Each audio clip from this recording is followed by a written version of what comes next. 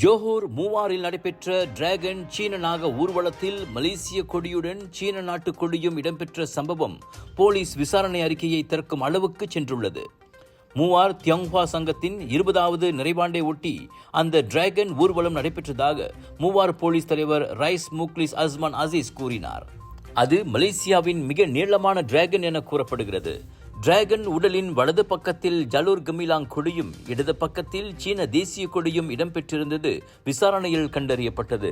இதையடுத்து பொது இடத்தில் அந்நிய நாட்டு கொடியை காட்சிப்படுத்தியது மற்றும் பொது அமைதிக்கு குழப்பம் விளைவித்ததன் அடிப்படையில் விசாரிக்க ஏதுவாக ஏற்பாட்டாளர்கள் அழைக்கப்பட்டுள்ளனர்.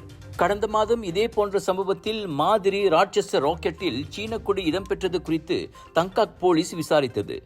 3 மாதங்களுக்கு முன்னர் பேராக் தெலுக்கின்தானில் நடைபெற்ற அனைத்துலக கலாச்சார விழாவிலும் சீன கொடி இடம்பெற்றது சர்ச்சையானது. ஜோஹர் சிங்கப்பூர் மக்களை நாட்டின் தலை சிறந்த புகழ்பெற்ற இந்தியன் எக்ஸிபிஷன் ஏற்பாட்டாளர் கலர்ஸ் ஆஃப் இந்தியா வழங்கும் பிரம்மாண்டத்தின் உச்சம் southern international Indian expo and viral food festival 24 ஜனவரியிலிருந்து 2 பிப்ரவரி வரை Tasik Central Skudai Johor. Latest Indian wedding collections, travel packages, tattoo artist, ladies accessories, jewelry, clothing collections, sari, kurtas, kurtis, Punjabi suits, lehengas, jippa, kids wear and more. Big sale, big discount. 2023 அக்டோபரில் வெடித்த போரால் இருப்பிடங்களை இழந்து நாடோடிகளாக வாழ்ந்து வந்த ஆயிரக்கணக்கான மக்கள் காசா திரும்ப தொடங்கியுள்ளனர். இஸ்ரேல் ஹமாஸ் தரப்புகள் இடையிலான போர் நிறுத்த ஒப்பந்தம் ஞாயிற்றுக்கிழமை அமலுக்கு வந்ததே அதற்கு காரணம். தங்கும் கூடாரங்களில் துணி மூட்டைகள் உட்பட தங்களுக்கு சொந்தமான பல்வேறு பொருட்களை ட்ரக் வாகனங்களிலும் கழுதை வண்டிகளிலும் ஏற்றிக்கொண்டு அவர்கள் ஊர் திரும்பினர். போரில் உருக்குலைந்து போயிருக்கும் காசா நகர வீதிகளில் குடும்பமாக அவர்கள் நடந்து செல்லும் புகைப்படங்கள் பார்ப்போரின் மனதை இழகச் செய்கிறது. ஹமாஸ் தரப்புடனான போர் நிறுத்தம் மலேசிய நேரப்படி நேற்று மாலை 5:15 மணி அளவில் அமலுக்கு வந்ததாக இஸ்ரேல் முன்னதாக அறிவித்தது.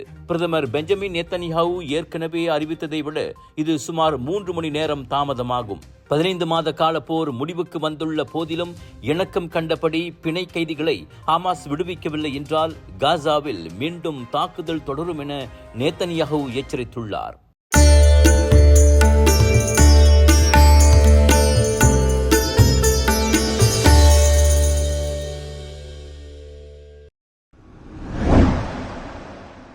திரங்கானு கிமாமான் விவசாய சந்தையில் மாற்றுத்திறனாளி ஒருவர் வியாபாரிகள் என நம்பப்படும் சிலரால் சரமாரியாக தாக்கப்பட்ட சம்பவம் தொடர்பில் 4 கைதாகியுள்ளனர். அதோடு வாக்குமூலம் பெறுவதற்காக சம்பவத்தை நேரில் பார்த்த 3 சாட்சிகளும் அழைக்கப்பட்டிருப்பதாக கிமாமான் மாவட்ட இடைக்கால போலீஸ் தலைவர் வான் முகமது வான் ஜாஃபார் கூறினார். கைதானவர்கள் 18 முதல் 60 வயதிலானவர்கள் ஆவர். கலவரத்தில் இறங்கியதன் பேரில் அவர்கள் விசாரிக்கப்படுகின்றனர். குற்றம் நிரூபிக்கப்பட்டால் அவர்களுக்கு அதிகபட்சம் 50,000 ரிங்கிட் அபராதமும் ஓராண்டு சிறையும் விதிக்கப்படலாம். வெள்ளிக்கிழமை நிகழ்ந்த அச்சம்பவத்தில் அந்த மாற்றுத்திறனாளி ஓட்டி வந்த மோட்டார் சைக்கிள் சந்தையிலிருந்த ஓர் உணவங்காடியை மோதியது. அதில் விற்பனைக்காக வைக்கப்பட்டிருந்த மீ கோரிங், பானங்கள் உள்ளிட்டவை கீழே விழுந்து சிதறின. இதனால் ஆத்திரமடைந்த சில ஆடவர்கள் அந்நபரை சரமாரியாக தாக்கினர். மாற்றுத்திறனாளி வலிக்கிறது, மன்னித்து விடுங்கள் என கதறிய போதும் அவரை தரதரவென இழுத்து எட்டி உதைக்கும் வீடியோக்கள் வைரலாகி பதைக்க வைத்தன. மனநலம் பாதிக்கப்பட்ட அவ்வாடவர் கிமாமான் மருத்துவமனையில் வெளிநோயாளியாக சிகிச்சை பெற்றார். உங்கள் சிறந்த ஆரோக்கியத்திற்கு அளவான எண்ணெயுடன் சிறந்த முறையில் தயாரிக்கப்பட்ட சைவம் அசைவத்திற்கும் பொருந்தும் சூப்பர் ஊறுகாய், பச்சை கொடி சிவப்பு மீன் சின்னம் கொண்ட ஸ்ரீ மீனாட்சி ஊறுகாய். ஜோஹர் பாருவில் சாலை விபத்தை கைபேசியில் பதிவு செய்து கொண்டிருந்த பாதசாரி கட்டுப்பாட்டை இழந்த காரால் மோதப்பட்டு பரிதாபமாக உயிரிழந்தார். சுல்தான் இஸ்கண்டார் நெடுஞ்சாலையின் 14வது கிலோமீட்டரில் நேற்று காலை 6:40 மணி அளவில் அச்சம்பவம் நிகழ்ந்தது. தலையில் படுகாயமடைந்த 68 வயது அம்முதியவர் சுல்தானா அமீனா மருத்துவமனையில் சிகிச்சை பெறும்போது உயிரிழந்தார். ஜாலான் பிரிஸ்மாவிலிருந்து ஜோஹர் பாரு நோக்கி 40 வயது ஆடவர் ஓட்டி வந்த புரோடுவா அல்சா கார் அங்கு ஏற்கனவே தடம் புரண்டு கிடந்த ஹோண்டா CRV காருடன் மோதுவதை தவிர்க்கும் முயற்சியில் சாலை தடுப்பு கான்கிரீட் கல்லில் மோதியது. கல்லில் மோதிய வேகத்தில் தடம் புரண்ட கார் அங்கு நின்று படமெடுத்துக் கொண்டிருந்த முதியவர் மீது மோதியது விசாரணையில் கண்டறியப்பட்டது. அந்த புரோடுவா அல்சா ஓட்டுநருக்கு தலை, முகம், கை, கால்களில் காயங்கள் ஏற்பட்டதாக வட ஜோஹர் பாரு போலீஸ் கூறியது. நெக்ரி செம்பிலான் பண்டார் பாரு நீலாயில் பிக்அப் லாரி கதவின் வெளிப்புறத்தில் 6 வயது சிறுவன் தொங்கிக் கொண்டே சென்ற வீடியோ வைரலாகி அதிர்ச்சியை ஏற்படுத்தியுள்ளது. கடந்த வியாழக்கிழமை இரவு 9:45 மணிக்கு அச்சம்பவம் நிகழ்ந்ததாக நீலாய் போலீஸ் தலைவர் அப்துல் மாலிக் அசீம் தெரிவித்தார். 27 வினாடி வீடியோ எக்ஸ் தளத்தில் வைரலானதை அடுத்து அந்த பிக்அப் லாரி ஓட்டுநர் அடையாளம் காணப்பட்டு கைது செய்யப்பட்டார். ஒரு விளையாட்டாக மகன் கேட்டதால் கார் கதவில் தொங்க தாம் அனுமதித்ததாக வெளிநாட்டைச் சேர்ந்த 38 வயது அவ்வாடவர் விசாரணையில் கூறியுள்ளார். தான் வாகனம் ஓட்டும் போதெல்லாம் அவ்வாறு கார் கதவில் தொங்க மகன் கேட்பது வழக்கம் என்றார் அவர். அச்சம்பவம் சாலை போக்குவரத்து துறை சட்டத்தின் கீழ் விசாரிக்கப்படுகிறது. மலேசியாவில் முதல் முறையாக என்ரிகோஸ் நிறுவனம் மாட்டுப் பொங்கல் விழாவை பெரிதளவில் கொண்டாடவிருக்கின்றது. கிராம சூழலுடன் மாட்டு வண்டி கண்காட்சி, பாரம்பரிய விளையாட்டுகள், ஜல்லிக்கட்டு கண்காட்சி உள்ளிட்ட பல நிகழ்ச்சிகளை நடத்தப்பட உள்ளன. இந்த சிறப்பான விழாவில் கலந்து கொண்டு பொங்கல் திருநாளை அனுபவிக்க உங்கள் அனைவரையும் என்ரிகோஸ் அழைக்கிறது. இந்த விழாவில் கலந்து கொள்ள www.enrico.com.my என்ற அகப்பக்கத்தை நாடுங்கள் அல்லது 01255222845 என்ற எண்ணை தொடர்பு கொள்ளுங்கள்.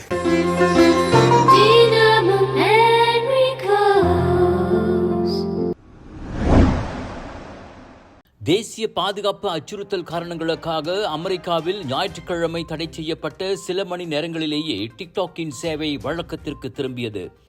அதனை சாத்தியமாக்கியதற்கு இன்று பின்னேறும் அமெரிக்க அதிபராக பொறுப்பேற்கவுள்ள டொனால்ட் ட்ரம்பிற்கு நன்றி என அந்த வீடியோ பகிர்வு தளம் கூறியது. டிக்டாக்கின் அமெரிக்க செயல்பாட்டை சீன அல்லாத நிறுவனத்திடம் விற்க வேண்டுமென டிக்டாக்கின் தாய் நிறுவனமான பைடான்ஸுக்கு விதிக்கப்பட்ட காலக்கெடு ஜனவரி 19ஆம் தேதியோடு முடிவடைந்தது. அமெரிக்க அரசின் அவ்வுத்தரவை எதிர்த்து டிக்டாக் நடத்திய சட்ட போராட்டம் உச்ச நீதிமன்றத்திலும் தோல்வியுற்றது. இதையடுத்து அமெரிக்க பிளே ஸ்டோரிலிருந்து ஞாயிற்றுக்கிழமை டிக்டாக் நீக்கப்பட்டது. தனது சேவை தற்காலிகமாக நிறுத்தப்பட்டிருப்பதை டிக்டாக்கும் உறுதிப்படுத்தியது.